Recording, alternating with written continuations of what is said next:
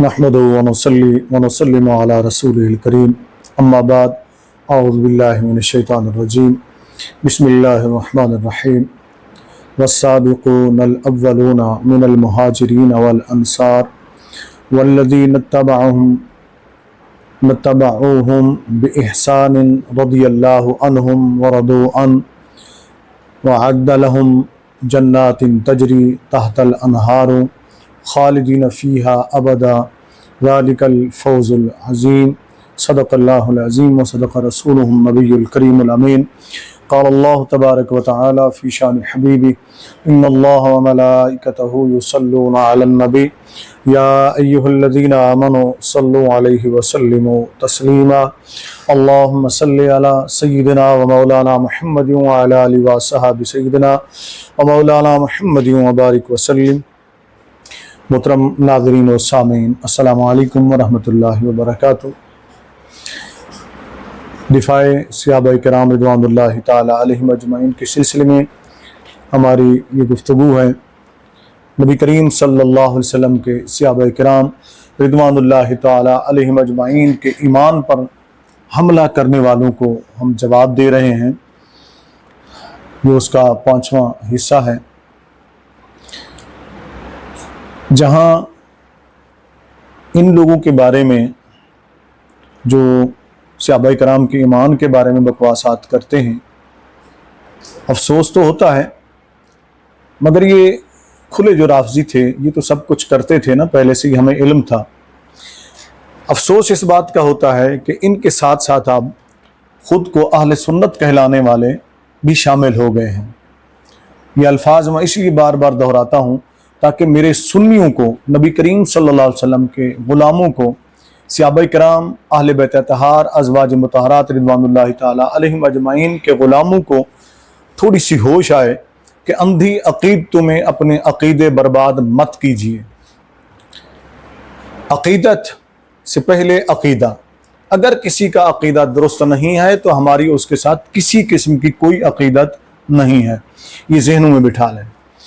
آج کی آیت کریمہ سورۃ توبہ کی آیت نمبر 100 یعنی 100 ہے، جس میں رب کریم نے صحابہ کرام رضوان اللہ تعالیٰ علیہم اجمعین، انصار، مہاجرین نیکی میں سبقت کرنے والے ہیں اور سب سے پہلے ایمان لانے والے ہیں، اور ان کے ساتھ ساتھ اللہ رب العزت نے ایک اہم بات ارشاد فرمائی ہے جس کی طرف لوگ توجہ نہیں دیتے۔ وہ ہے کہ جن صحابہ کرام نے، یعنی ان کے بعد سابقون والاولون، ان کے برابر کوئی نہیں ہو سکتا، یہ ذہن میں رکھ لیں۔ یہ ہمارا موضوع نہیں ہے، ورنہ میں اس پر گفتگو کرتا، اس پر الگ سے ہم ایک سلسلہ شروع کریں گے۔ جن صحابہ کرام نے بعد میں ایمان قبول کیا، سابقون والاولون کے بعد جو بعد میں شمار ہوتے ہیں، اس کی تشریح الگ آئے گی انشاءاللہ۔ ان کے بارے میں اللہ تعالیٰ نے ایک اہم بات ارشاد فرمائی، وہ بات ہے وَالَّذِينَ اتَّبَعُوهُمْ بِإِحْسَانٍ رَضِيَ اللَّهُ عَنْهُمْ وَرَضُوا عَنْهُ، یعنی جنہوں نے، وہ مسلمان، وہ صحابہ جنہوں نے نیکی میں، نیکی کے کام میں یعنی دعوت اسلام میں ان سابقون والاولون کی اتباع کی، تو اللہ رب العزت نے ان کے لیے فرمایا ہے رضی اللہ عنہم ورضوا عنہ، اللہ ان سے راضی ہو گیا اور وہ اللہ سے راضی ہو گئے۔ جہاں اس آیت کریمہ میں سابقون والاولون کی فضیلت ثابت ہوئی، وہاں انہی کے ساتھ ان کے نقش قدم پر چلتے ہوئے، ان کی دعوت پر ایمان لانے والے، نیکی کے راستے میں چلنے والے، ان کا ساتھ دینے والے، وہ بعد کے صحابہ کرام ہوں، وہ سب کے سب اس کے اندر شامل ہوں گے۔ رضی اللہ عنہم ورضوا عنہ، اللہ ان سے راضی ہو گیا اور وہ اللہ سے راضی ہو گئے۔ اور پھر اسی کے اندر فرمایا گیا کہ اللہ رب العزت نے ان سے جنت کا وعدہ فرما لیا، ایسی جنت جس کے نیچے دریا بہتے ہیں اور وہ اس میں ہمیشہ ہمیشہ رہیں گے، اور یہی سب سے بڑی کامیابی ہے ان کے لیے۔ یہاں اس آیت کریمہ میں میں زیادہ لمبی چوڑی تشریح میں آج نہیں جاؤں گا، مختصر جیسے سلسلہ ہے اسی کو رکھتے ہوئے دو اہم تفاسیر کا حوالہ دینا چاہوں گا، ان کا خلاصہ اور دعوت فکر کے پڑھیں۔ نمبر 1، امام فخر الدین رازی کی تفسیر کبیر، اسی آیت کے تحت جو انہوں نے تفسیر لکھی ہے، جلد نمبر 8 ہے، جز نمبر 16 ہے، صفحہ نمبر 172 سے آگے تک صفحات ہیں۔ یہ مطبوعہ ہے دار الفکر بیروت کی۔ ایک تفسیر تو یہ ہے، اور دوسری تفسیر ہے اہل تشیع کی، ان کا بھی میں آپ کو حوالہ دے دیتا ہوں، وہ بھی آپ ضرور پڑھیں، اس کا مطالعہ کریں۔ وہ تفسیر ہے جناب ان کی کیا نام ہے، ابو الفضل، جس کا پہلے بھی میں نے حوالہ دیا، ابو علی فضل بن حسن طبرسی، اس کی یہ تفسیر ہے۔ میں اس کا حوالہ دے دیتا ہوں، آپ نوٹ کر لیں۔ میں شاید لفظ بلفظ تو آپ کے سامنے یہ بیان نہ کروں، صرف میں آپ کو ان کا حوالہ دے دیتا ہوں تاکہ آپ ان کو پڑھیں اور پھر نبی کریم صلی اللہ علیہ وسلم کے صحابہ کرام رضوان اللہ تعالی علیہم اجمعین کی عظمتوں کو سمجھیں۔ اب اس میں جو علامہ طبرسی جو شیعوں کے ہیں، ان کی مجمع البیان ہے تفسیر، میں پہلے ویڈیوز میں بھی حوالہ ان کو دے چکا ہوں، سب سے پہلی ویڈیو میں بھی۔ یہ ہے جی مجمع البیان فی تفسیر القرآن، جلد 5 ہے، صفحہ 86، یہ پڑھنے والی ہے۔ جو گفتگو میں نے کی ہے اسی کے اندر ان دونوں کا خلاصہ میں نے عرض کر دیا ہے، یعنی امام فخر الدین رازی رحمۃ اللہ علیہ اور علامہ طبرسی، تقریباً دونوں کا خلاصہ مواد ایک ہی جیسا ہے، جس میں یہ بتایا گیا ہے کہ نبی کریم صلی اللہ علیہ وسلم کے سارے صحابہ کرام رضوان اللہ تعالی علیہم، خصوصاً جو بیت رضوان والے تھے، وہ سابقون والاولون میں جتنے شامل ہیں وہ سارے، اور جو ان کی اتباع میں ایمان لانے والے ہیں، یعنی بعد میں جو سابقون والاولون میں تو شامل نہیں ہوتے لیکن نبی کریم صلی اللہ علیہ وسلم پر ایمان لے آئے، ان سابقون والاولون کے نقش قدم پر چلتے ہوئے ان کے اتباع میں، ان کی پیروی میں انہوں نے رسول اللہ صلی اللہ علیہ وسلم کی لائی ہوئی دعوت کو قبول کیا اور اللہ رب العزت پر ایمان لے آئے، تو وہ سارے کے سارے اس کے اندر شامل ہوں گے۔ یہ ہے ان دونوں تفاسیر کا خلاصہ۔ تفاسیر کے حوالے میں نے عرض کر دی ہیں، جس بھی میرے بھائی کو تفصیل کی ضرورت ہو تو وہ ان تفاسیر سے رجوع کر سکتا ہے، پڑھ سکتا ہے، اہل علم مجھ سے بہتر جانتے ہیں۔ یاد رکھیں، میں نے یہ دعویٰ نہیں کیا کہ میں بہت بڑا کوئی محقق ہوں جی، بہت بڑا کوئی مفتی ہوں جی، بہت بڑا کوئی عالم ہوں۔ میں ہمیشہ کہتا ہوں، بعض دوست میرے متعلق اچھے کلمات کہتے ہیں، یہ ان کا حسن ظن ہے، میں ان سے یہی گزارش کرتا ہوں کہ میں تو ادنا سا طالب علم ہوں، میں آج بھی طالب علم ہوں، میں سیکھنے کی کوشش کرتا رہتا ہوں۔ میں اپنے جتنے بھی ہمارے جید علماء کرام ہیں، میں ان کا احترام کرتا ہوں، ان کا ادب کرتا ہوں، لیکن جب میں نے دیکھا کہ ہر طرف سناٹا چھایا ہوا ہے اور یہ جاہل پیر، جاہل مولوی، جاہل خطیب بڑکے مار رہے ہیں نبی کریم صلی اللہ علیہ وسلم کی صحابہ کرام رضوان اللہ تعالی علیہم اجمعین پر، ایک تو کھلے رافضی جو ہے نا وہ دھڑلے سے حملے کرتے چلے آئے تھے، اب اعلان کرنے لگے ان لوگوں کی وجہ سے، تو کوئی ان کو کھل کر بول نہیں رہا، پتہ نہیں کس مصلحت کا شکار ہے، کیوں جواب نہیں دے رہے۔ تو الحمدللہ اس عاجز نے سلسلہ شروع کیا تو پھر دوستوں نے کچھ جاگنا بھی شروع کیا، ان کو جواب دینا بھی شروع کیا۔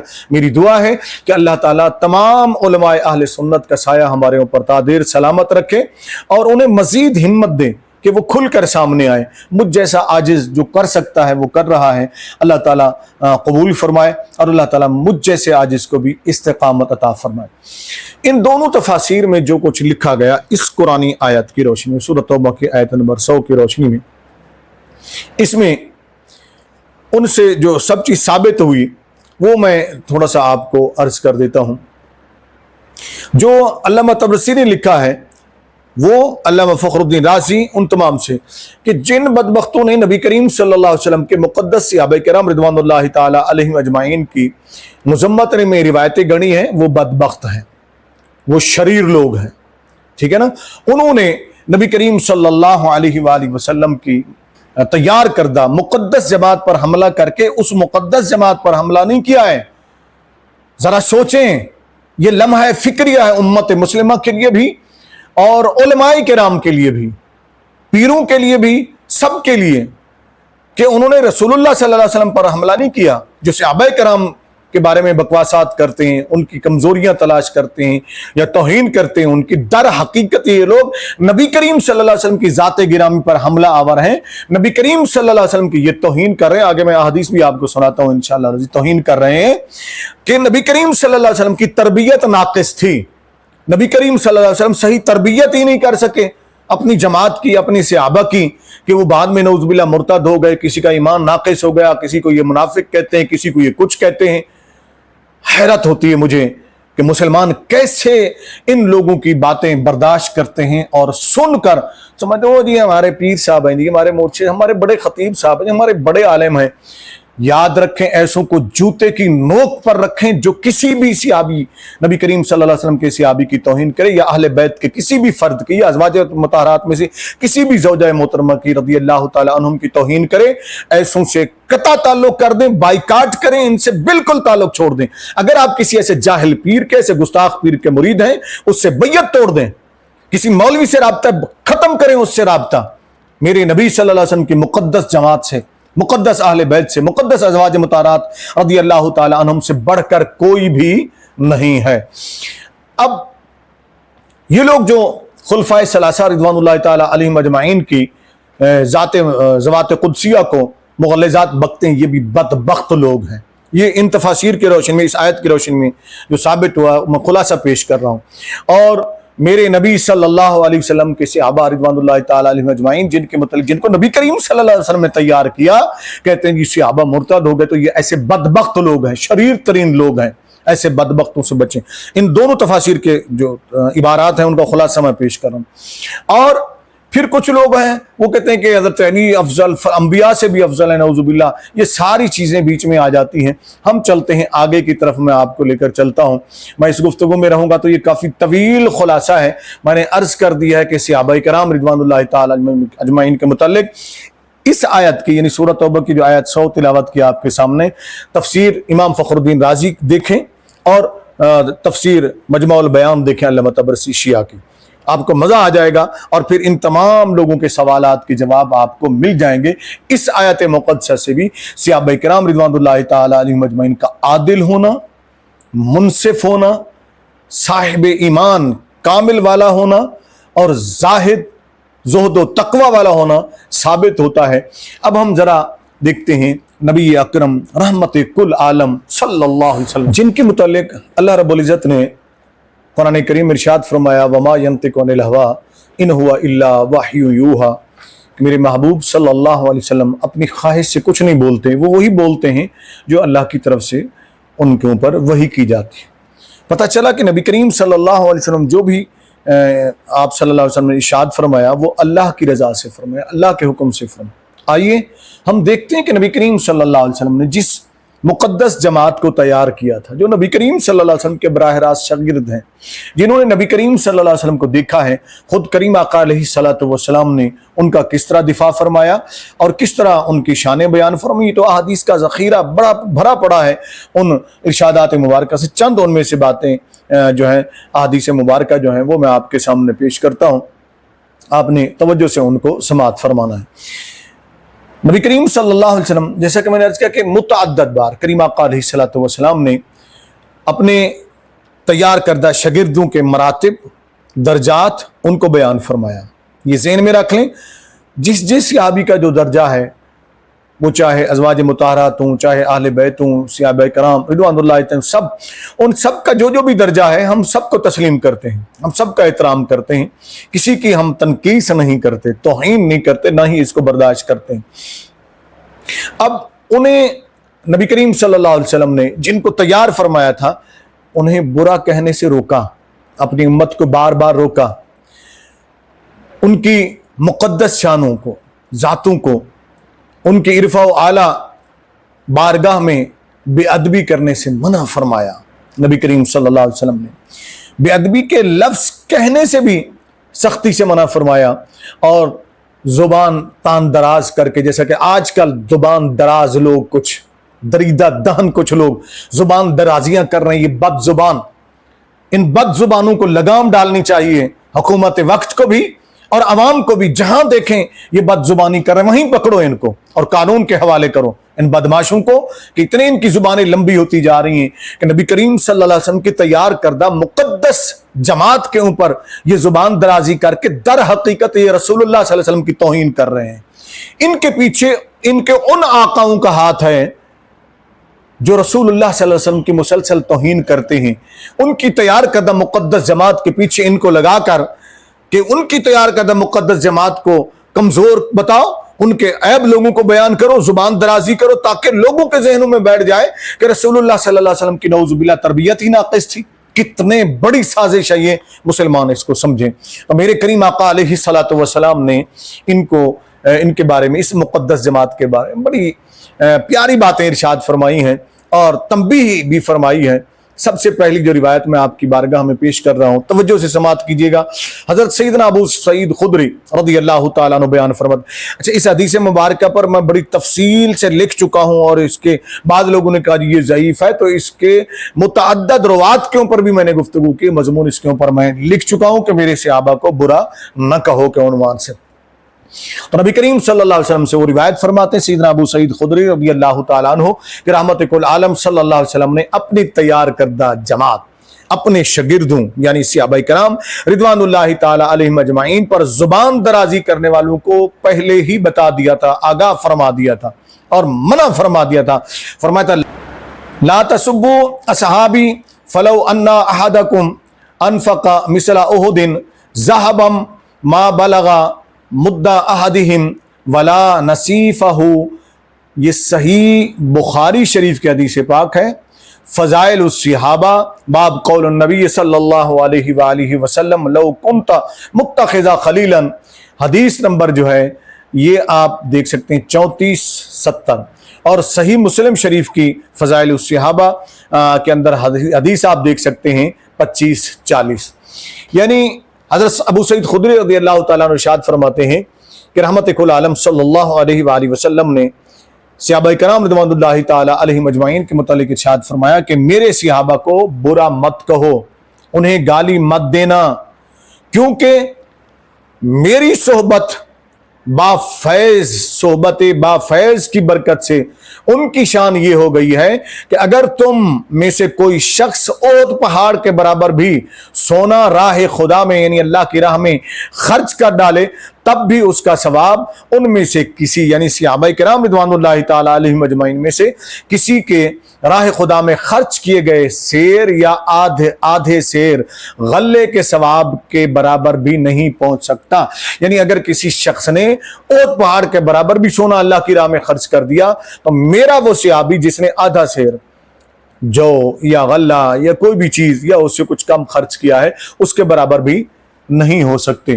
جب اللہ کی راہ میں خرچ کرنے کے برابر ان کے برابر نہیں ہو سکتے، راہ میں خرچ کرنے کے لیے ان کے برابر نہیں ہو سکتے ہیں، تو پھر مقامات میں صحابہ کرام کے برابر کوئی کیسے ہو سکتا ہے؟ اس لیے آقا علیہ الصلوۃ والسلام نے فرمایا کہ میرے صحابہ کو برا نہ کہو۔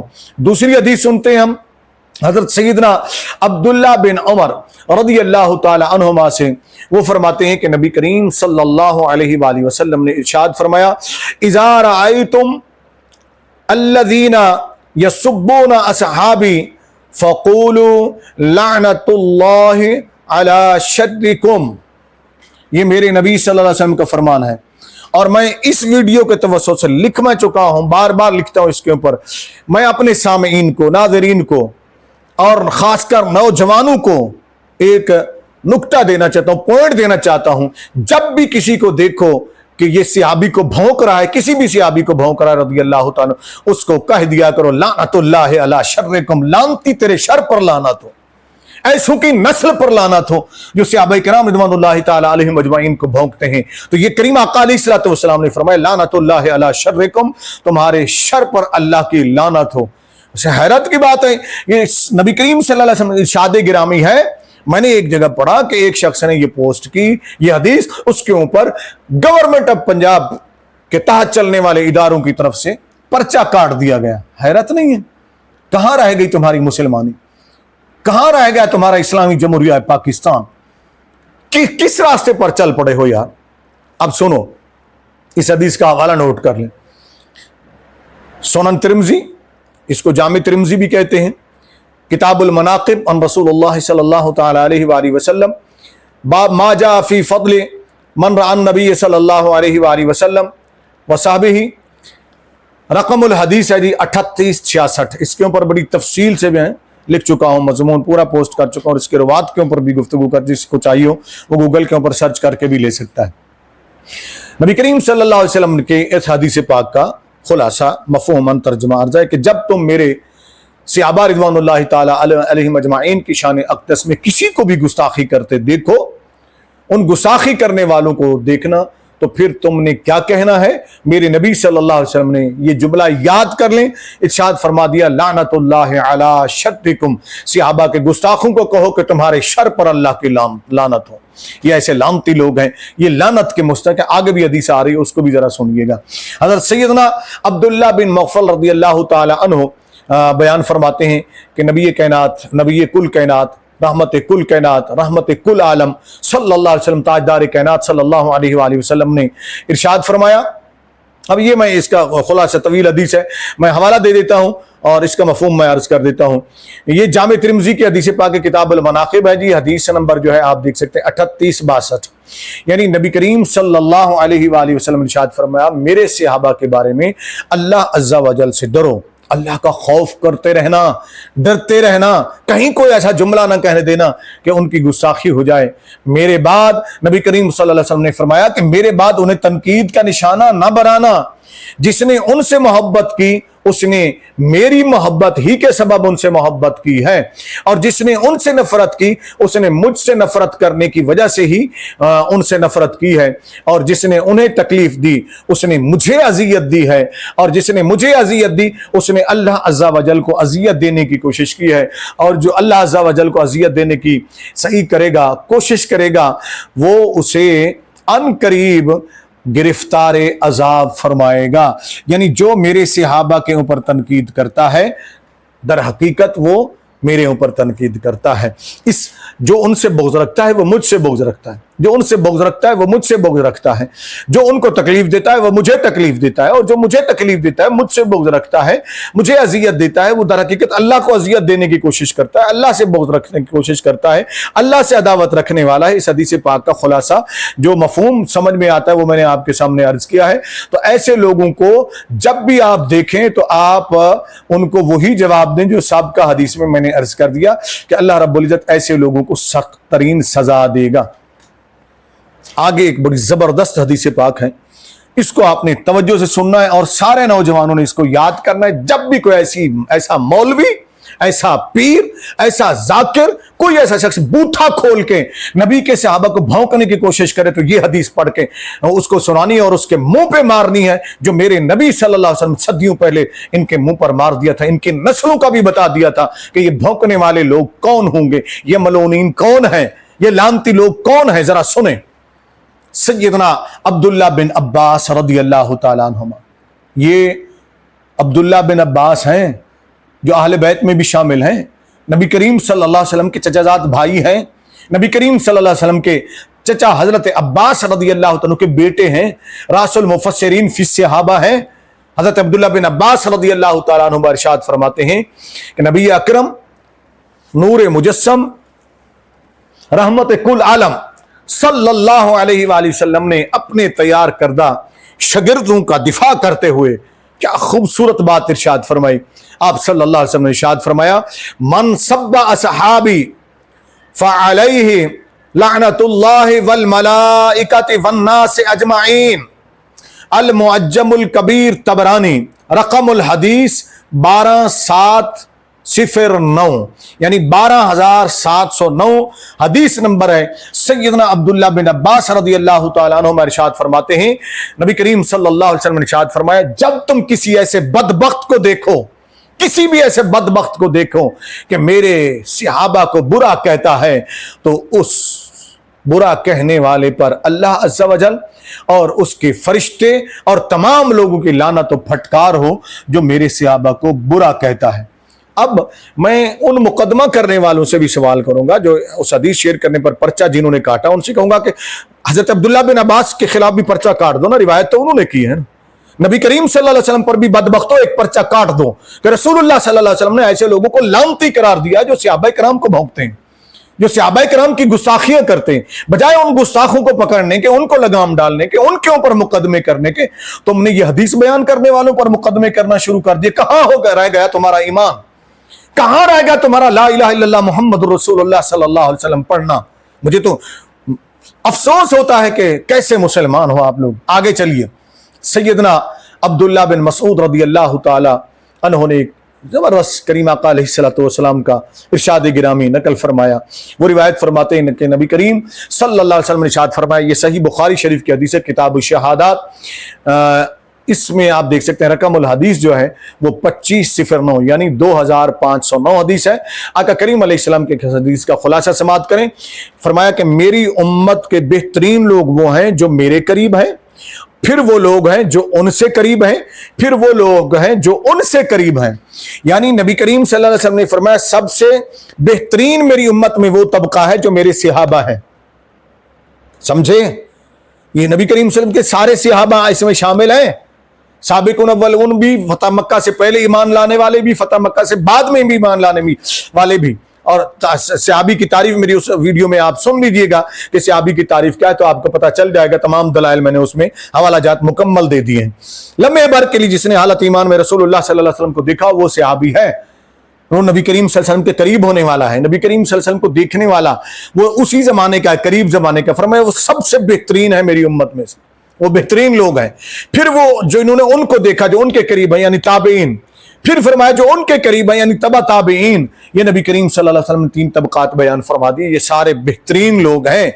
उन बेहतरीन लोगों के नकाइस तलाश करते हो, उनके अंदर उयूब तलाश करते हो, उनके बारे में बकवासें करते हो, गुस्ताखियां करते हो, अल्लाह तुम्हें गर्क फरमाए।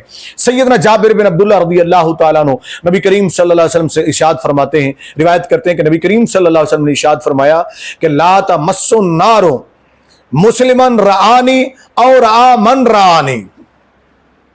कमाल की हदीस पाक, कमाल की हदीस पाक, कमाल का इरशाद मुबारक नबी करीम सल्लल्लाहु अलैहि वसल्लम का।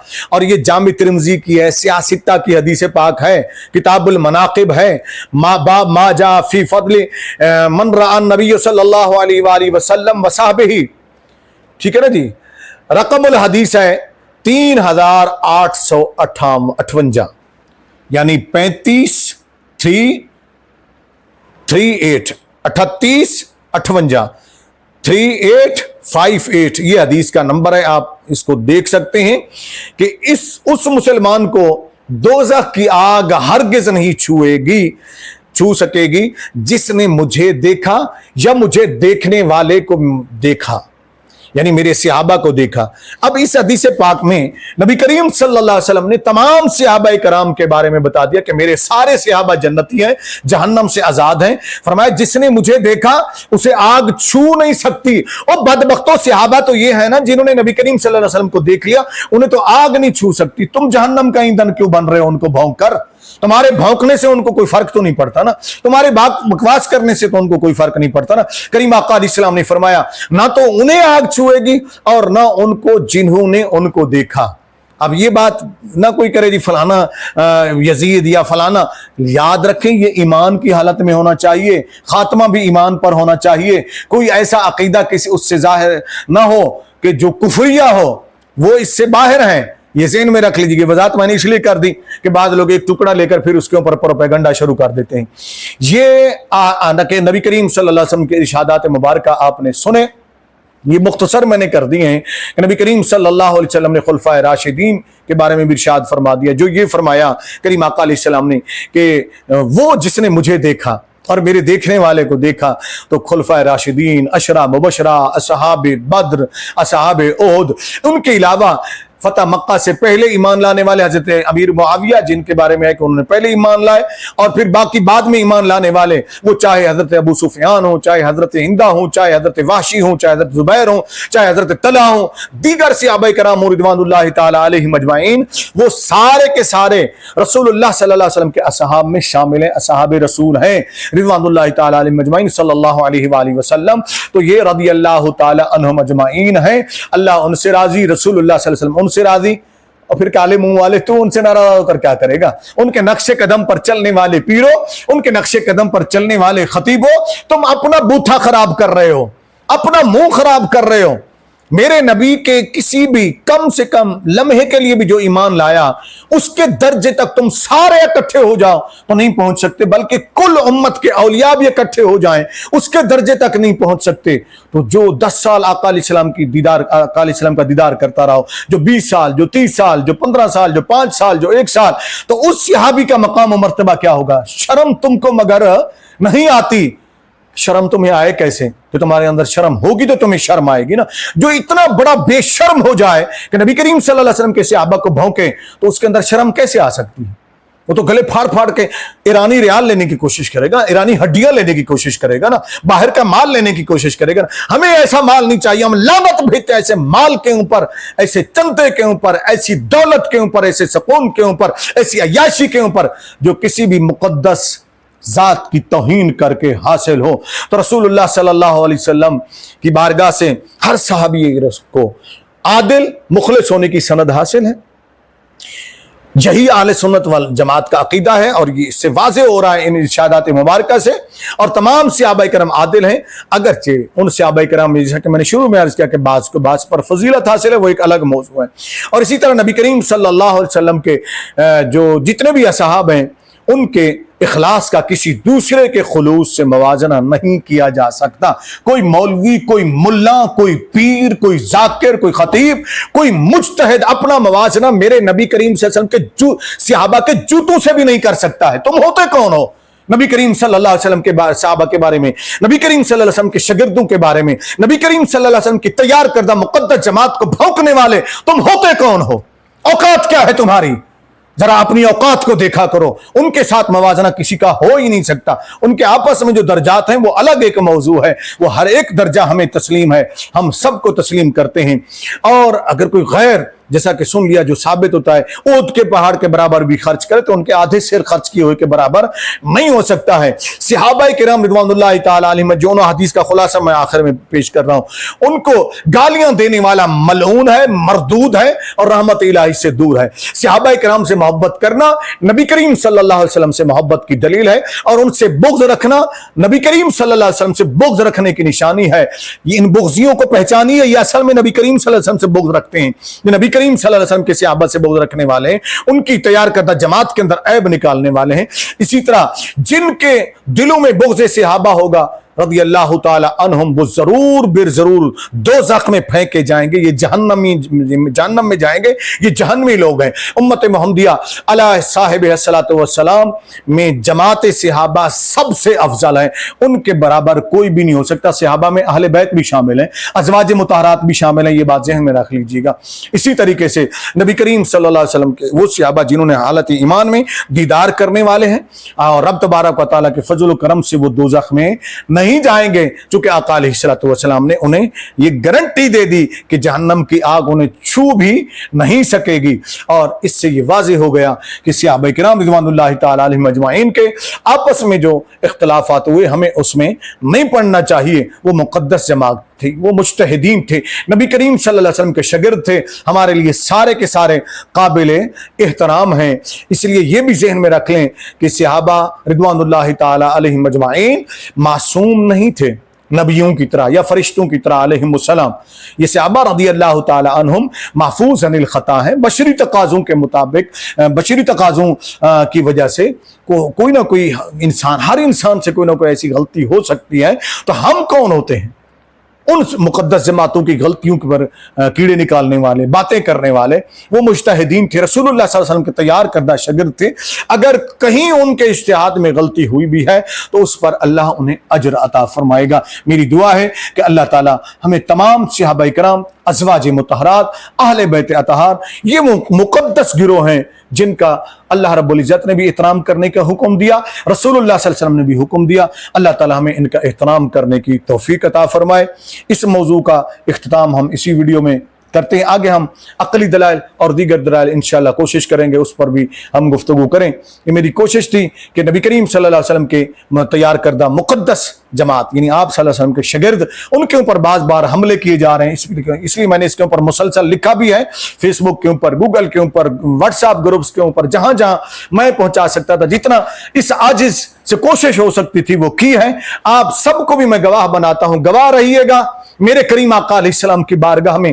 کل قیامت کے دن گواہی دے دیجیے گا آپ سب لوگ کہ آقا آپ کا یہ ادنا خادم، آپ کی مقدس جماعت صحابہ کرام، آپ کے ازواج مطہرات، آپ کے اہل بیت اطہار رضوان اللہ تعالی علیہم اجمعین پر جب بھی کسی نے حملہ کرنے کی کوشش کی تو اس عاجز گناہگار نے ان کا دفاع کرنے کی کوشش کی ہے. اللہ تعالیٰ مجھ گناہگار کی اس ادنا سی کاوش کو اپنی بارگاہ میں قبول فرمائے. آمین.